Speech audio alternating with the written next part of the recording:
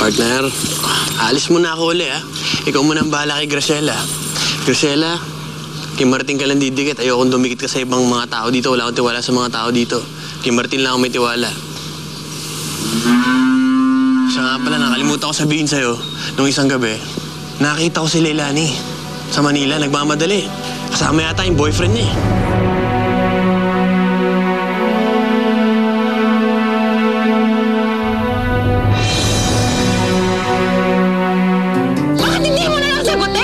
Gusto mong mangyari? Umamin ako, sabihin ko sa'yo, oh, may gusto ako sa'yo. Yung ba gusto mong marinig, ha? Ikaw na naman?